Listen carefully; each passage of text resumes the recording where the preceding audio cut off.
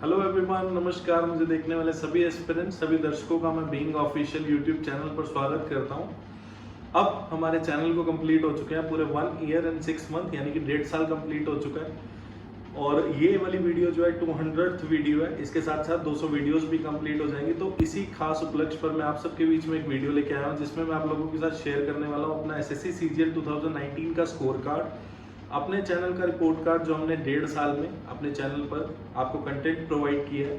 और साथ साथ मैं आपके साथ शेयर करना चाहूँगा 4 ऐसे लेसन्स या 4 ऐसे सबक भी बोल सकते हैं जो मैंने अपनी थ्रू आउट जर्नी से सीखे, आप सबके साथ शेयर करूँगा ताकि आप लोग वो गलतियाँ ना दोहराएं। देखने में और सुनने में बड़ी छोटी लगती हैं वो गलतियाँ, पर वो आपका काफ़ी सारा टाइम वेस्ट कर सकती हैं, कुछ महीने वेस्ट कर सकती हैं, कुछ 1-2 साल भी आपके वेस्ट हो सकते हैं उन गलतियों से। तो आप सबके साथ वो सारी चीज़ें शेयर की जाएंगी। वीडियो को एंड तक जरूर देखना, वीडियो को लाइक कर देना, चैनल को सब्सक्राइब कर देना ताकि जो भी वीडियो मैं आपके लिए लेकर आऊँ वो आपसे कभी मिस ना हो। सबसे पहले मैं आप लोगों के साथ शेयर करना चाहूँगा अपना एसएससी सीजीएल 2019 का स्कोर कार्ड। फर्स्ट अटेम्प्ट था मेरा। आप देख सकते हैं मेरा प्री का स्कोर कार्ड है। मेरा रीजनिंग में 45 आउट ऑफ 50 मार्क्स थे, जीएस में मेरे 26 आउट ऑफ 50 मार्क्स थे, मैथ्स में मेरे 50 आउट ऑफ 50 मार्क्स थे और इंग्लिश में मेरे 45 आउट ऑफ 50 मार्क्स थे। तो टोटल अगर मैं इन सब के मार्क्स जोड़ूं तो रो स्कोर बना था मेरा 166 और नॉर्मलाइज्ड होकर जो मेरा स्कोर हो गया था वो 181 हो गया था। ये मेरा मेंस का स्कोर कार्ड है। आप देख सकते हैं यहाँ पे मेरा मैथ्स में जो स्कोर था वो 197.5 आउट ऑफ 200 थे, जो कि नॉर्मलाइज्ड होके हो गए थे 231.76। और इंग्लिश में मेरे जो मेंस में मार्क्स थे वो 180 मार्क्स थे आउट ऑफ 200, जो कि नॉर्मलाइज्ड होके हो गए थे 183.16। और डिस्क्रिप्टिव में मेरे 60 स्कोर था और सीपीटी में मेरा 146 स्कोर था और डीईएसटी यानी डाटा एंट्री स्पीड टेस्ट में मेरा 1.11 मिस्टेक था। और इसके बाद मेरा जो रैंक आया था वो आप रैंक देख सकते हैं कि 1115 यानी कि 1115 मेरा रैंक आया था। B23 मुझे पोस्ट मिली थी, यानी कि एक्साइज इंस्पेक्टर में सेलेक्ट हुआ हूँ चंडीगढ़ जोन में। तो रिजल्ट आने पर मैंने फैमिली रिएक्शन का एक वीडियो बनाया था, तो अभी आई बटन पर आपको उस वीडियो का लिंक मिल जाएगा, एक बार वो वीडियो ज़रूर देख लेना, बहुत मेहनत से बनाया था। सबसे पहला लेसन जो मैंने अपनी जर्नी से लिया, जो मैंने अपनी जर्नी से सीखा वो ये कि मेरा जो मेंस का एग्जाम कंडक्ट हुआ था वो 18 नवंबर को कंडक्ट हुआ था, जिसमें मैथ्स इजी शिफ्ट में पूछा गया था। उसमें क्या हुआ था कि एक क्वेश्चन गलत होने की वजह से जो मेरा रैंक था वो 450 से डिक्रीज होके 1115 यानी कि 1115 तक पहुंच गया था। मैं बताता हूँ आपको कैसे। एक क्वेश्चन गलत हुआ, उसकी वजह से जो मेरा मैथ्स में स्कोर आया वो 197.5 आउट ऑफ 200 मार्क्स आए, जो कि नॉर्मलाइज्ड होकर मेरे मार्क्स हो गए 231.76। और अगर मेरा वो क्वेश्चन ना गलत होता तो मेरे 200 में से 200 नंबर आते, यानी कि नॉर्मलाइज होकर जो मेरा स्कोर बन जाता वो 244 मार्क्स बन जाता। तो यहाँ आप देख सकते हैं कि क्वेश्चन गलत होने की वजह से जो 231 से लेके 244 तक का गैप था, यानी कि 13 नंबर का गैप था, उन 13 नंबर की वजह से मेरा जो रैंक था वो डिक्रीज होके 1115। अगर वो 13 नंबर मेरे मार्क्स में ऐड हो जाते तो मेरा जो रैंक बनता वो नियरली बनता 450 के अराउंड, तो मेरा 450 रैंक बनता अगर वो मेरा क्वेश्चन सही हो जाता तो आप देख सकते हैं कितना हाई फाई क्वेश्चन भी नहीं था कुछ, ठीक है। तो ये क्वेश्चन आपके सामने देखो, हाई फाई भी कुछ नहीं है इस क्वेश्चन में। और ये है कि जो अन्य 2 शिफ्ट थी, जो बाकी की दोनों शिफ्ट थी 15 नवंबर और 16 नवंबर, उसमें ऐसा नहीं हुआ। उसमें जिसके 200 में से 200 मार्क्स थे, एक शिफ्ट में तो 248 हो गए नॉर्मलाइज हो गए और दूसरी शिफ्ट में 246 हो गए।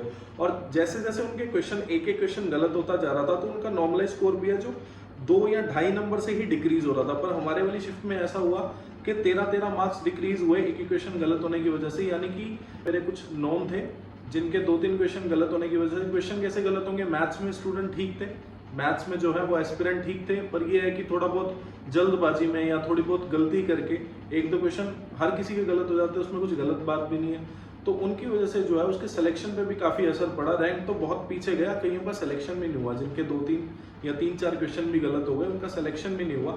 190 से जिनके मार्क्स कम थे उनके तो मार्क्स माइनस में होने शुरू हो गए थे नॉर्मलाइज होके। रो स्कोर ज़्यादा था, नॉर्मलाइज स्कोर कम हो गया था, मतलब माइनस होने शुरू हो गए थे मार्क्स। तो ये सब जो है काफ़ी सारे बच्चों के साथ हुआ, जो मैथ्स में अच्छे भी थे स्टूडेंट्स, उनके साथ भी ये चीज़ें हुई जिनका रैंक जो है डिक्रीज हुआ काफ़ी।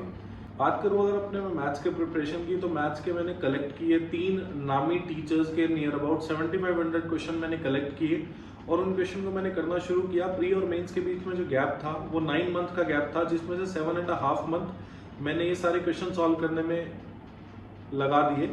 और ये जो सारे क्वेश्चन है मैंने ट्रिक वगैरह बनानी शुरू की, अपने जो ऑफलाइन टीचर थे उन्हीं की ट्रिक्स पर आधारित नई नई चीज़ें सीख के मैंने सब करना शुरू किया। तो इसके लिए बहुत टाइम लग गया मुझे, 7.5 मंथ मैं ये 7500 क्वेश्चन एक ही बार सॉल्व कर पाया, जिसमें कि हालांकि मैं 10 घंटे हर दिन पढ़ रहा था, 7 घंटे मैथ्स करता था, 3 घंटे इंग्लिश करता था, और मेरे पास लास्ट का 1.5 महीना बचा रिवीजन करने के लिए, जो कि बहुत कम समय था, और उसमें मुझे इंग्लिश भी साथ साथ करनी थी। तो ऐसा हुआ कि लास्ट के 10 दिन में इंग्लिश छू भी नहीं पाया, और ना ही इंग्लिश का कोई मॉक टेस्ट में अटेम्प्ट कर पाया, ताकि मेरा ये जो सिलेबस है मैथ्स का ये कवर हो जाए, क्योंकि मैं मैथ्स में एक बड़े लेवल पर टीच करना चाहता था। मैं चाहता था कि मैथ्स में एक बेंच मार्क सेट करूं कि मेरे 200 आउट ऑफ 200 मार्क्स आए और एक बेंच मार्क स्कोर मेरा सेट हो जाए।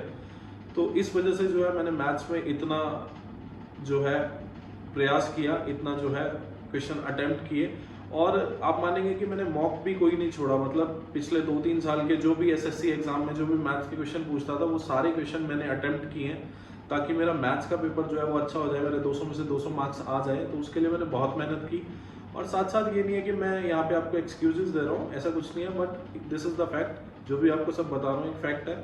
और यहाँ से एक लेसन निकल के आता है क्या, कि नॉर्मलाइजेशन ब्लेसिंग है या कर्स है। मतलब नॉर्मलाइजेशन जो है वो आपका आशीर्वाद के रूप में काम करता है या एक बद्दुआ के रूप में काम करता है। तो अगर देखा जाए कि जिसकी मुश्किल शिफ्ट आती है, उसको चाहे पेपर आता हो बंदे को, चाहे पेपर ना आता हो उसको, उसके तो मार्क्स मिल जाते हैं उसको। अगर उसकी मुश्किल शिफ्ट आएगी तो 50-50 नंबर भी लोगों को मिले हैं नॉर्मलाइजेशन के। और जिसकी शिफ्ट आसान आती है, अगर उसमें कोई सीरियस एस्पिरेंट चला जाता है और उससे थोड़ी सी भी गलती हो जाती है, तो उनको जो है पहली बात तो नॉर्मलाइजेशन बहुत कम मिलती है, और दूसरी बात जो है नॉर्मलाइजेशन उनको कम मिलती है तो जो नॉन सीरियस बच्चे होते हैं मुश्किल वाली शिफ्ट में, वो आगे निकल जाते हैं। और ये भी कह सकते हैं क्या, कि अगर कोई सीरियस एस्पिरेंट है और वो आसान शिफ्ट में गलती से चला गया, उसमें एक्यूरेसी 100% करके आए तो उसको बेनिफिट मिलेगा। अगर थोड़ी बहुत भी एक्यूरेसी में कमी रह जाती है तो उसका बहुत बड़ा रिजल्ट, यानी कि रैंक जो है वो काफ़ी ज़्यादा शिफ्ट हो जाता है, जैसे कि मैंने अपनी जर्नी से सीखा। बाकी मेरे ऊपर तो परमात्मा का आशीर्वाद शुरू से ही है, और जो मैं पोस्ट चाहता था वो पोस्ट मुझे मिल भी गई। मैं इंस्पेक्टर बनना चाहता था, चाहे वो इनकम टैक्स इंस्पेक्टर होता है या एक्साइज इंस्पेक्टर। तो इनकम टैक्स इंस्पेक्टर की वैकेंसी भी नॉर्थ में बहुत कम थी, तो एक्साइज इंस्पेक्टर मुझे पोस्ट मिल गई, और बहुत अच्छी पोस्ट मिली है। ईडी सीबीआई में मैं वैसे भी जाना नहीं चाहता था, क्योंकि कभी भी बुला लेते हैं, 9 to 5 की जॉब नहीं है, तो मुझे 9 to 5 की ही जॉब करनी थी और इंस्पेक्टर बनना था। तो जोन भी जो मिला है वो पास ही है करके, चंडीगढ़ जोन मुझे मिला है, और 100 किलोमीटर दूर है मेरे घर से चंडीगढ़, तो वो भी पास ही मिला। तो जो मैं चाहता था वो ऑलमोस्ट हो ही गया। और इसके अलावा मैं आप लोगों को बताना चाहता हूँ कि CGL 19 मैंने सिंगल अटेम्प्ट दिया अभी तक SSC CGL एग्जाम का।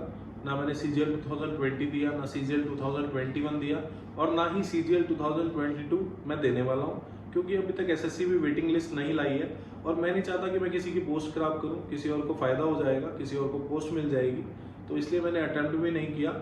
और इससे पहले मैंने जो सबसे पहला फॉर्म भरा था SSC CGL एग्जाम का, वो CGL 18 का भरा था, जिसमें मेरा फॉर्म रिजेक्ट हो गया था फोटो बेसिस पे। मेरी फोटो छोटी लग गई थी, जिसकी वजह से मेरा फॉर्म रिजेक्ट हो गया था।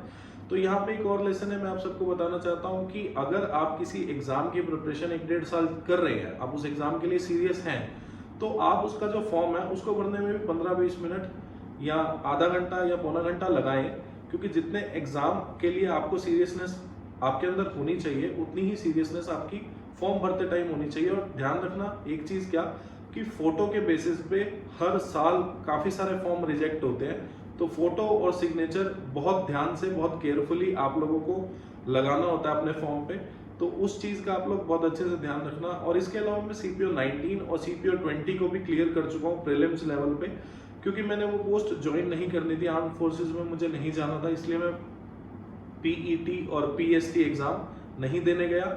और CHSL 2019 का भी मेरा प्रीलिम्स क्लियर था, तो Tier 2 मैं इसलिए नहीं देने गया क्योंकि तब तक मुझे इल्म हो चुका था कि मेरा CGL 19 का एग्जाम क्लियर हो जाएगा और मुझे अच्छी पोस्ट मिल जाएगी। और जब CHSL 18 के फॉर्म निकले तो हमें लास्ट के दिनों में किसी ने इसकी इंपॉर्टेंस बताई, और जब लास्ट के 5 दिन आई थिंक सो बचे थे, जब मैंने इसका फॉर्म भरना ट्राई किया CHSL 2018 का, तो लास्ट के 5 दिन में साइट इतनी हैवी होने के कारण हमारे फॉर्म भी नहीं भरे गए थे। मतलब मैं और मेरे दोस्त ने भरना था, दोनों के फॉर्म भी नहीं भरे गए थे। तो इससे एक और लेसन आप सबके लिए ये है कि जब भी कोई फॉर्म निकलता है तो आप पहले के दिनों में ही आप उन्हें भर ले, लास्ट दिनों तक मत जाए, आप पहले के दिनों में उन्हें फिल कर लें, क्योंकि लास्ट के टाइम पे साइट बहुत हैवी हो जाती है, उसकी वजह से जो है काफ़ी सारी दिक्कत बच्चों को फेस करने को पड़ती है। तो इससे बढ़िया है कि आप लोग पहले ही एग्ज़ाम निकलते ही, मतलब एग्ज़ाम का फॉर्म निकलते ही आप पहले ही उसको फिल कर लें। और इसके अलावा मैंने RRB रेलवे रिक्रूटमेंट बोर्ड का असिस्टेंट लोको पायलट का एक एग्ज़ाम था, वो भी क्लियर करा था, Tier 1 उसका क्लियर किया था। और Tier 2 जब मैं एग्ज़ाम देने गया तब 5 मिनट लेट पहुंचने की वजह से मेरे को जो है एंट्री नहीं दी गई थी, एंट्री क्लोज हो चुकी थी तब तक। बहुत ज़्यादा रिक्वेस्ट मैंने की, मेरी बिल्कुल भी सुनवाई वहाँ पे नहीं हुई, रिक्वेस्ट भी उन्होंने नहीं सुनी और वहाँ पे मुझे एंट्री नहीं दी गई। और ऐसा नहीं है कि ये चीज़ सिर्फ RRB के एग्ज़ाम में ही होगी, ये SSC CGL एग्ज़ाम में भी होती है। मेरे पेरेंट्स मेरे साथ जाते थे एग्ज़ाम देने, तो प्री और मेंस के एग्ज़ाम में जब मैं अंदर चला गया तो बाहर जो बच्चे, मतलब पेरेंट्स तो बाहर ही रहते थे, तो जो बच्चे 5 मिनट या 10 मिनट लेट होते थे तो उनको एंट्री नहीं दी जाती थी। तो यही है लेसन कि आप लोग जब भी एग्ज़ाम देने जाएं तो आप एक दिन पहले एग्ज़ाम की जगह पर जाकर अपना आसपास होटल ले लें वहाँ जाके, क्योंकि पब्लिक ट्रांसपोर्ट पे अगर आप पहुँच रहे हो, पब्लिक कन्वेंस पे अगर आप पहुँच रहे हो या अपने कन्वेंस पे भी पहुँच रहे हो, तो कन्वेंस तो कोई भरोसा नहीं है, कभी भी खराब हो सकता है या कुछ भी 119-21 हैपन हो सकती है। तो इससे बढ़िया है कि आप लोग थोड़ा टाइम पहले पहुँचे वहाँ पे और एग्ज़ाम के जो वेन्यू होता है वहाँ पे एकदम टाइम से पहुँचे। लेट ना बिल्कुल भी पहुँचे, आधा घंटा पहले पहुँचे वो चल जाएगा, लेट ना बिल्कुल भी पहुँचे, क्योंकि ये सारी जो चीज़ें हैं, ये सारी चीज़ें जो है आपकी कई मंथ की तैयारी जो है वो कई मंथ डिले कर देगी, आपकी सक्सेस में कई मंथ का डिले आ जाएगा। तो इसलिए मैं सारी चीज़ें आप सबके साथ शेयर कर रहा हूँ। और इसके बाद मैं आप लोगों से बात करना चाहता हूँ अपने चैनल के रिपोर्ट कार्ड के बारे में। तो अभी तक आप सबको पता है कि मैं SSC एग्जाम्स के लिए मैथमेटिक्स पढ़ाता हूँ और मेनली फोकस रहता है हमारा CGL प्री और मेंस एग्जाम पे। तो अभी तक मैं अपने चैनल पे 200 वीडियो, ये वीडियो को मिला के 200 वीडियोस हमारी कंप्लीट हो जाएंगी, मैं आपको प्रोवाइड कर चुका हूँ, जिसमें हमारे जो सब्सक्राइबर है अपने चैनल पे वो 5200 के आसपास हो चुके हैं। ठीक है, तो आप लोगों का बहुत बहुत शुक्रगुजार हूँ मैं, आपने मेरे पे इतना भरोसा किया, हमारा चैनल सब्सक्राइब किया। और नंबर ऑफ चैप्टर जो मैं अभी तक करवा चुका हूँ आपको, 11 चैप्टर करा चुका हूँ। टोटल नंबर ऑफ चैप्टर जो है वो 30 है, जिसमें से 11 चैप्टर मैं आपको करा चुका हूँ। सभी चैप्टर की प्लेलिस्ट का लिंक आपको डिस्क्रिप्शन में मिल जाएगा। और नंबर ऑफ क्वेश्चन जो मैं आप लोगों को अभी तक करा चुका हूँ वो 5815 क्वेश्चन मैं आप लोगों को करा चुका हूँ, यानी कि 5815 क्वेश्चन इन 200 वीडियोज में मैं आपको सॉल्व करा चुका हूँ। और इस मंथ के एंड तक 525 क्वेश्चन और हो जाएंगे, तो ये टोटल मिला के जो क्वेश्चन बन रहे हैं वो 6340 यानी कि 6340 क्वेश्चन मैं आपको इस महीने के एंड तक करवा दूंगा। मैं आपको 2019 और 2020 के CPO CHSL CGL के क्वेश्चंस करा चुका हूं जो SSC एग्जाम में पूछे गए हैं, और 2021 के भी अभी तक CGL के क्वेश्चन हो चुके हैं और CHSL के इस मंथ के एंड तक हो जाएंगे 2021 के क्वेश्चन। ठीक है, तो यहाँ पे आप लोगों को मैथ्स फ्री, अरिथमेटिक और एडवांस मैथ्स का कोर्स फ्री में बिल्कुल अवेलेबल है। आप लोग यहाँ पर जुड़ सकते हैं, इस चैनल के साथ जुड़ सकते हैं। आपको सभी एग्जाम जो SSC कंडक्ट करता है उन सभी एग्जाम्स के लिए मैथ का फ्री कोर्स प्लस आपको प्रीवियस ईयर सेट भी यहाँ पे टाइम टू टाइम प्रोवाइड किए जाएंगे। 2019 और 2020 में तो मैं CPO CHSL CGL के ही क्वेश्चन करा सका, पर 2021 से SSC जो भी एग्जाम कंडक्ट करता है उसमें जो भी मैथ्स का क्वेश्चन आएगा वो सारे क्वेश्चन हमारे चैनल पे आपको देखने को मिलेंगे। और साथ साथ मैं आप लोगों को रिक्वेस्ट करना चाहूंगा, जो भी सीरियस एस्पिरेंट है एक बार चैनल पे जरूर गो थ्रू होना, आप एक बार कंटेंट देख लेना, आपको कंटेंट डेफिनेटली पसंद आने वाला है। यहाँ पे कोई फालतू बात नहीं होती, सिर्फ प्रैक्टिस ऑफ क्वेश्चन होता है। तो आप लोग एक बार कंटेंट से जरूर गो थ्रू हो। अगर आपको कंटेंट अच्छा लगता है तो चैनल को सब्सक्राइब कर देना, वीडियो को लाइक कर देना, शेयर कर देना, फ्रेंड रिलेटिव नॉन जो भी आपका तैयारी कर रहा हो फॉलो कर लेना, और फॉलो कर लेना टेलीग्राम पे भी, क्योंकि टेलीग्राम चैनल पे जो मैं पढ़ाता हूँ उसके नोट्स का PDF डाल देता हूँ, प्लस SSC की वेबसाइट पे जो भी हमें टाइम टू टाइम नोटिफिकेशन मिलती रहती है वो टाइम टू टाइम मैं पोस्ट करता रहता हूँ टेलीग्राम और फेसबुक पे। डिस्क्रिप्शन में आपको लिंक मिल जाएंगे सारे, टेलीग्राम के भी, फेसबुक के भी, और जो अब तक मैंने पढ़ाया है प्रीवियस ईयर सेट हो चाहे वो चैप्टर्स हो, सारे लिंक आपको डिस्क्रिप्शन में अवेलेबल हो जाएंगे। तो फॉलो कर लेना। Thanks for watching this video. आप लोग खुश रहें, तैयारी करते रहें। Thank you.